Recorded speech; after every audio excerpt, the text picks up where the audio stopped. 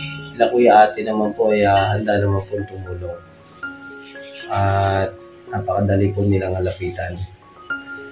Yung ating mga magulang ay mahalin po natin kahit na ano pa po ang naging dahilan kung meron man tampuhan, gano'n na huwag po tayo magtatanim ng sama ng loob sa ating mga magulang. Dahil sa kagipitan at sa karanyaan, magulang pa rin po natin yung ating malalapitan.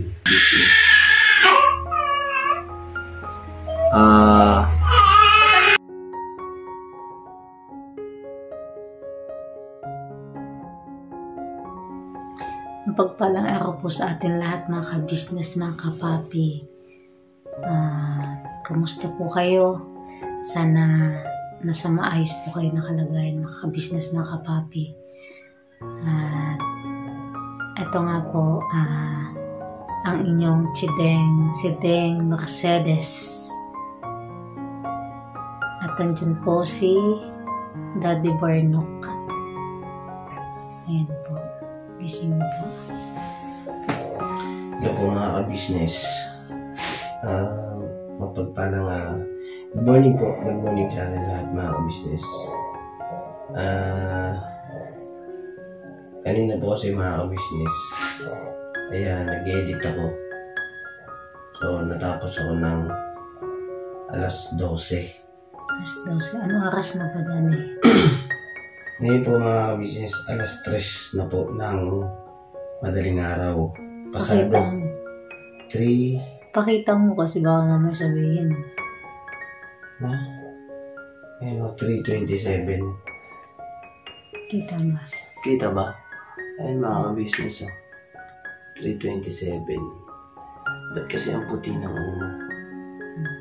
Ayun po mga ka-business. Alas 3 na po ng 3:17 ng umaga po mga ka-business. Hindi pa po kami natutulog ni Daddy dahil ayan po si Baby Boy at mga ka-business.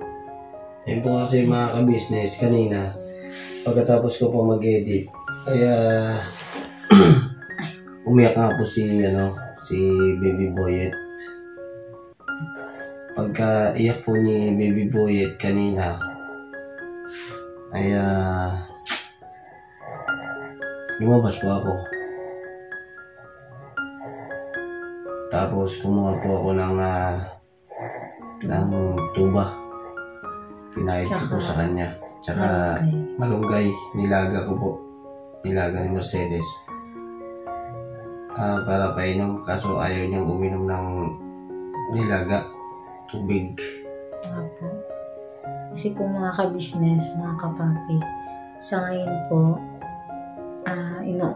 inuubo po si Baby Boy. Grabe po yung halak. Kung nadidinig niyo po mga ka-business.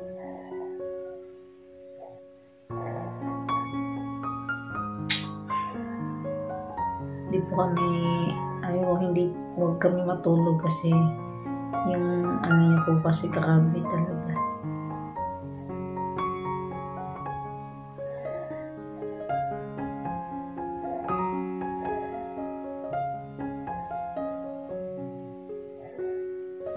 Ayun nga po pala mga ka-business, ang update po sa kanya, nung Feb 14 po dapat po balik po namin sa ospital para po sa panibagong laboratory niya. Kaso hindi po kami nakabalik ni Baby Boyet. At plano po namin ni Daddy Barno sa pagsahod po niya, babalik po kami doon sa ospital. Kaso sa ngayon po, yun nga po, may ubo nga po siya ngayon. Kaya, hindi na naman po matutuloy. Kasi, inubo po siya. Kailangan gumaling muna siya. Tapos, po ng 2 weeks bago pumunta po dun sa ospital para maging clear po yung resulta ng mga gagawing lab po sa kanya.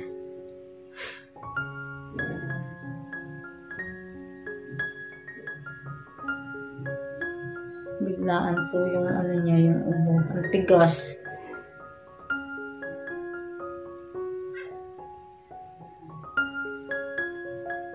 Ito ka na. Laki ng ibag. Hindi po kasi pwede matulog mga kabis kasi... Hindi masyadong itingala. Ay, sorry na. Kasi... naalala nga po namin si Baby Boyet. Kasi sa lakas ng ano niya. Iba po kasi yung... halak. Ngayon lang po namin na ano yung na ganyan. Ngayon lang siya nagkaganyan, no? Oo, ngayon lang. Ngayon lang. Pero nung mga nakaraan, hindi naman siya naman ganyan. siya. Pagka ubo lang, ubo. Opo, po, ngayon po, alam mo yung mga ka-business yung, yung pang, ano siya, asthma, Plema. Hindi yan asma. hindi naman siya, yung, hindi naman, kasi, ang na, kasi ba mamaya, mahirapan ba siya humidal? Yung, yung masakit yan sa lalamunan, sa dibdib. Wala pa naman center bukas. Wala, kasi Sabado, Linggo, Lunes, wala pa din. Martes yung dyan eh. Martes yung schedule ng center dito sa Sierra. Tuwing ganitong oras po kasi mga business, hindi namin tinutulugan kasi kahit sino po sa nila, lalo na nung nakaraan si Ace, masakit ang ngipin, iyak ng iyak din. Opo. So hindi naman nakatulog. Kaya po yun, dinala namin sa center. Tapos si Baby Boyet ay nagtuloy-tuloy yung ubo lang. Simpleng ubo lang pero ganyan ngayon pagsahod ko. Check up. Kasi hindi siya pwedeng ng love na may kasi hindi magiging clear yung resulta pagka may lagnat, may sipon, may kasi Lunes pa sigurado may Martes. Lunes, walang center dyan. Martes schedule. Sa iba? Doon sa Villa Cristal. Lunes. Tanong ko kay mama. Sa ngayon mga ka-business, ito nag-ano naman na hindi makatulog muna dahil mahirap nakakapag-alala. Binabantayan po namin si Baby Boy. Patulugin ko man si Mercedes, ako gising, hindi rin makatulog. Ako naman, kaya matutulog man, hindi yung isip ko hindi rin makatulog.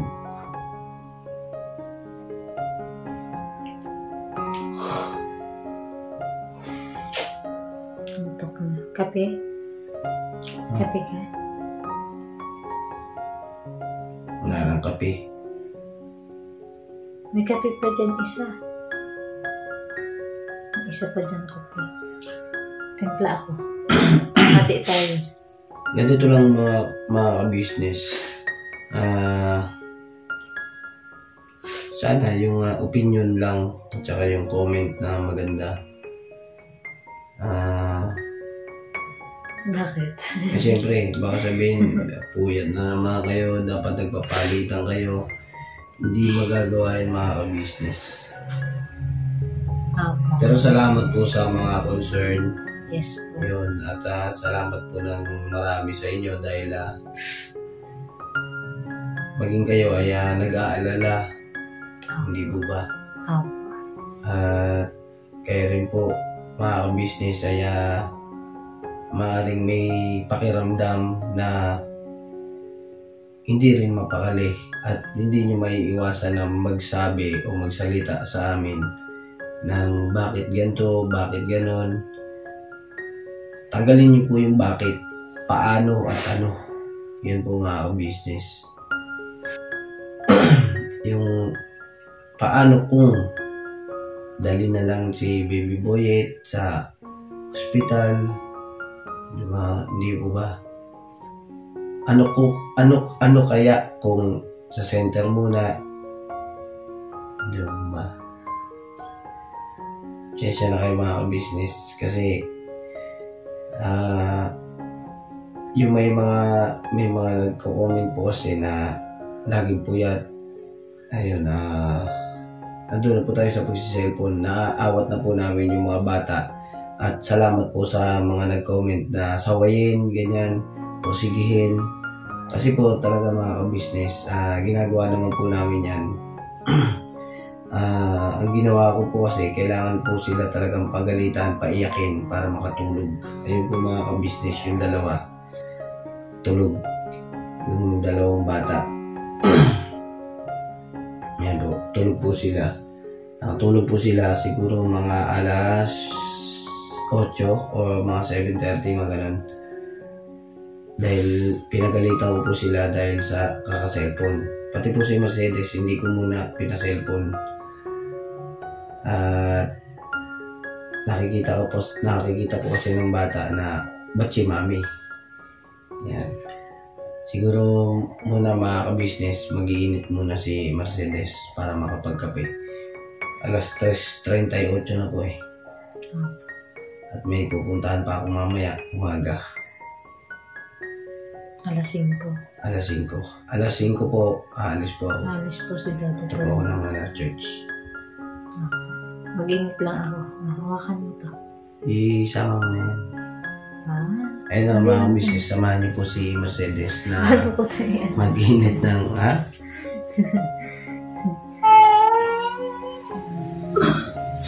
Ayun mga business, umiyak mo po.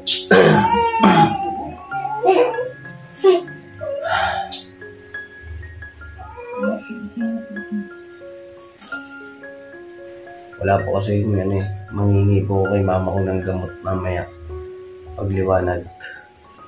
Punta ko dun sa bahay sa mama ko para po makahingi ng gamot para sa kanya. Dahil si mama ko po ay nasa center naman, makakuha po siya nun.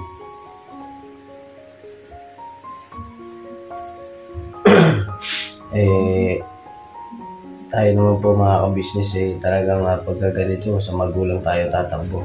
Kaya po mga ka-business yung ating mga magulang ay mahalin po natin kahit na ano pa mo po ang naging dahilan, kung meron man tampuhan, gano'n na huwag po tayo magtatanim ng sama ng loob sa ating mga magulang. Dahil sa kagipitan at sa karanyaan, magulang pa rin po natin yung ating malalapitan, mapupuntahan. Hindi po natin sila pwedeng taniman ng sama ng loob na nun. Kahit ano man po yung pag-aaral man, napalo man tayo, kung ano man yung nagawa nila, aral po yun Turo po nila yun. Yun yung paraan nila para matuto ka. Naamin ko po dati na medyo hindi ko pa maintindihan yun nung nag-aaral ako. Pero nung nagtatrabaho na ako, yun, na-realize ko na tama pala. At para dito pala to.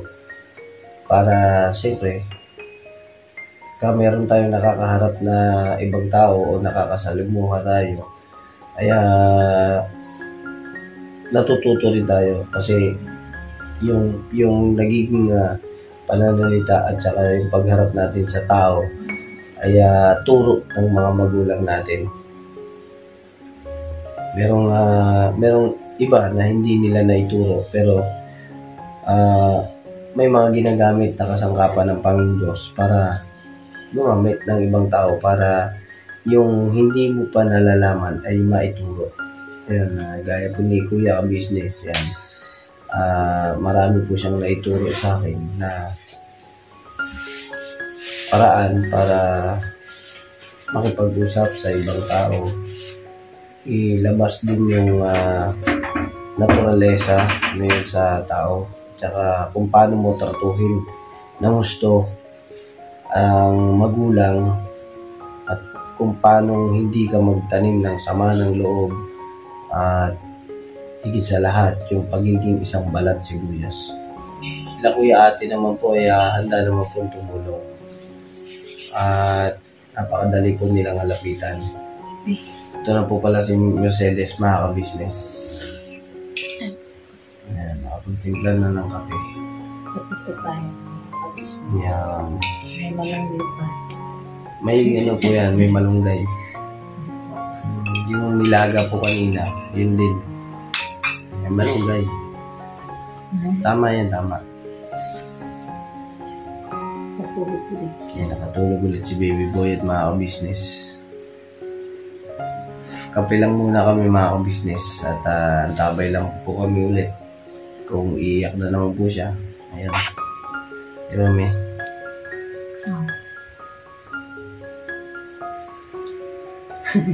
Gusto ka na. Oo nga eh. Siguro Huwag mo na ikaw na. ilog. Ha? Ako lang ng ilog. Ayun na, lalabas ko.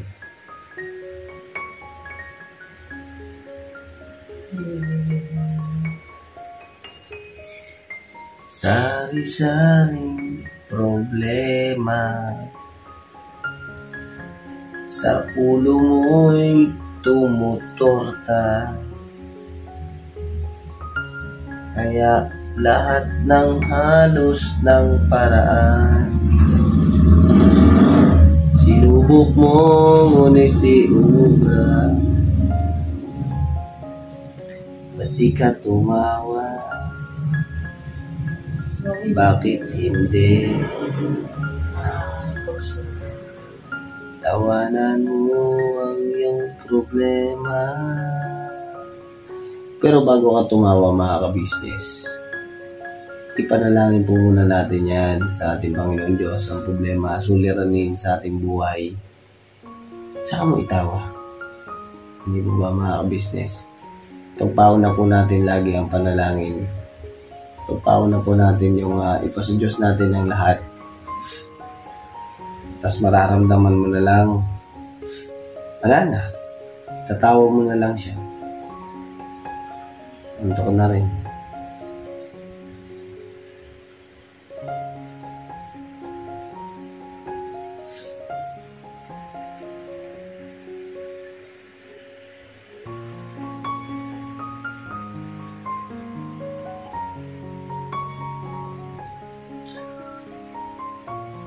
Huwag kang matakot, kaibigan.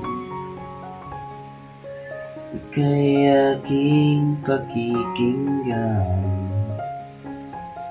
Buksan mo ang iyong isipan. Mga pagsubok lamang yan. Di mo naman kasalanan. Mahusay ka kaibigan.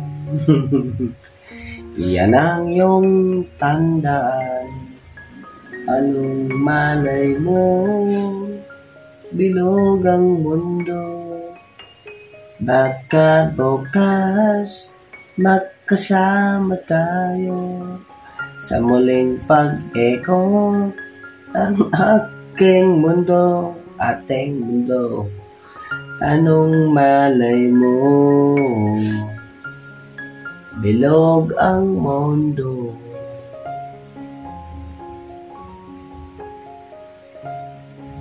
Ito naman. Kanta ka naman.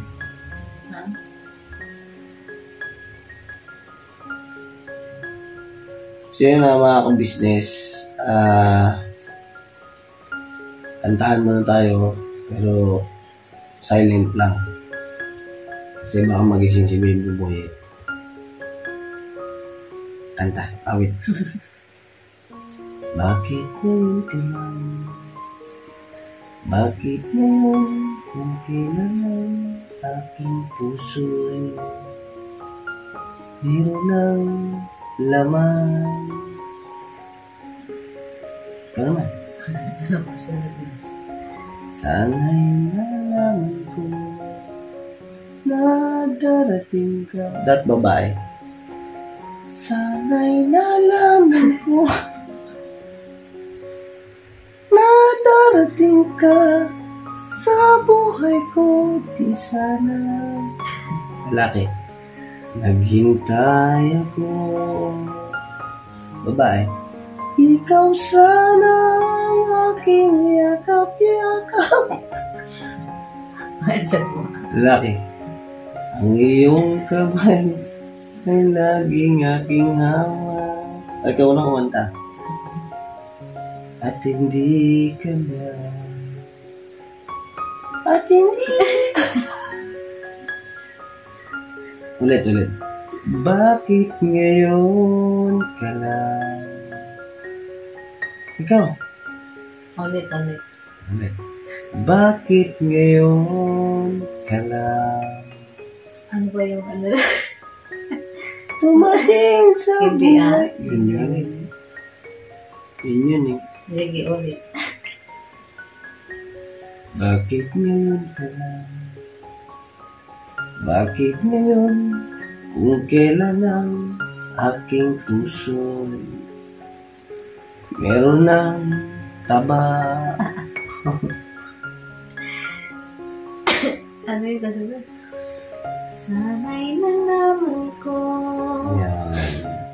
na darating sa buhay ko. Di sana naghintay ako. Sino yan? Iba na lang. Pangit eh. Ayun lang. Yung buyog-yog. Ay, hindi. Iba na lang natin.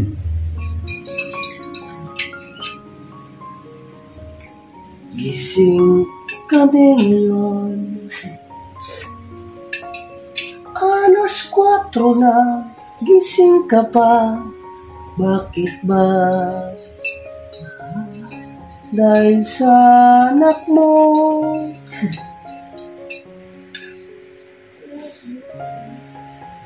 Makanta si Ace.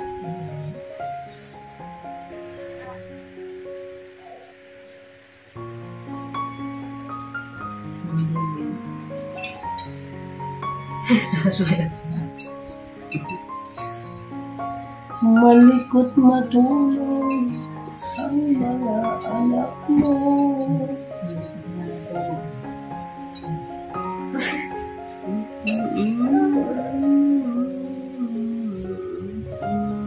Hindi pwedeng magkakatabi talaga. Kailangan ano, bukod-bukod na pa. Magkahiwalay na. Ano yun, parang kambal.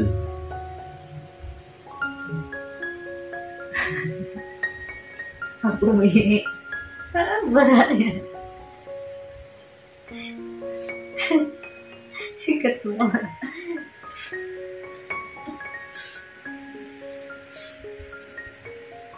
Mabait ang ama.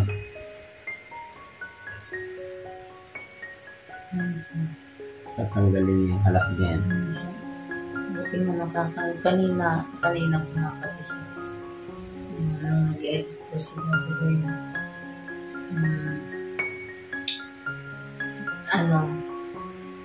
Yun ko siya binuhat ko. Kasi ano siya, yung nahihirap na humingi dahil dun sa binuhat ko po siya.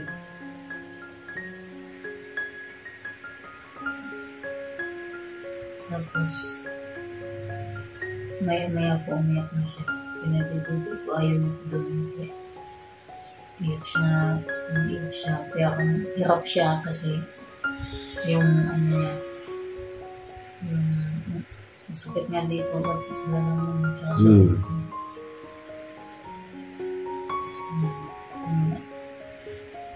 Ako pa sumisisi na yun.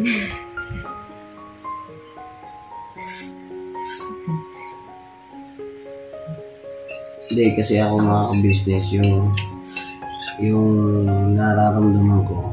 Kaya, alam niyo po ba yung pag-aalala, yung hindi ka mapakali na hindi mo yung alam yung gagawin mo habang umiiyak ang anak mo, habang umiiyak siya na nahihirapan siyang yung mga ganun, nag-growl. Parang alam niyo po ba yung halak ng ano? Yun ang nakakatakot na pakiramdam. Tapos yung alam niyo yung dating dapat na alaga ay sa umaga ibibilad, di ba, yung bata bibilad siya ng araw, tapos sisilong na bago mag alas 8. Yan, ganun. Yun ang ano ko ang problema, hindi naman binibilad ni Mercedes.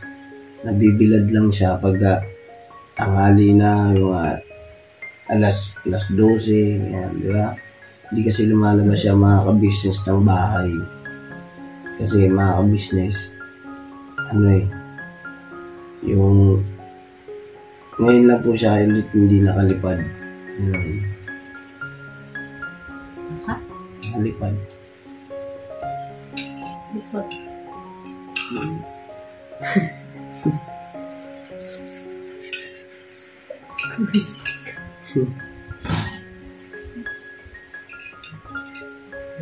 Yung parang kwento niya, no? Parang sabi niya, Nay, lagi akong inaasar ng klase kong aswang. Aswang ka ba, Nay? Tapos nalungkot yung nanay. Umiyak. Tapos niyakap siya.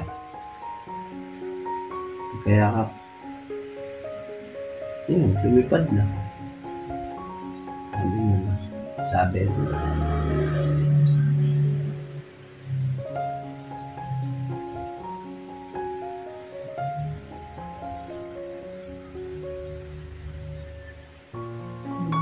Tulog na.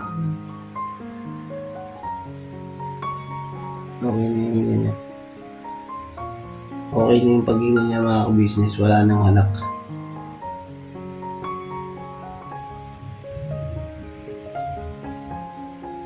Pero kailangan bantayan, palitan tayo matulog muna ako siguro. Si alas ako mamaya.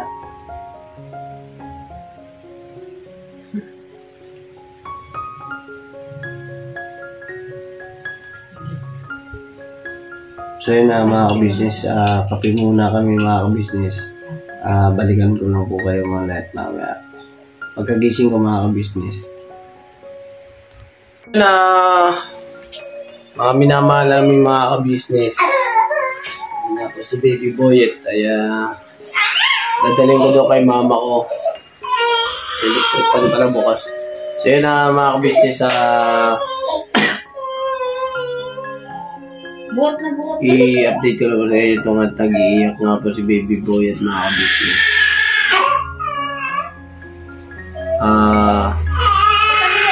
Punta po kami dun sa kay mama ko para po maasikaso. Maano po siya ng herbal lang po, mga business. Hindi po kasi pwede yung nebulizer kasi mahirap po, baka po magkaroon siya ng hika.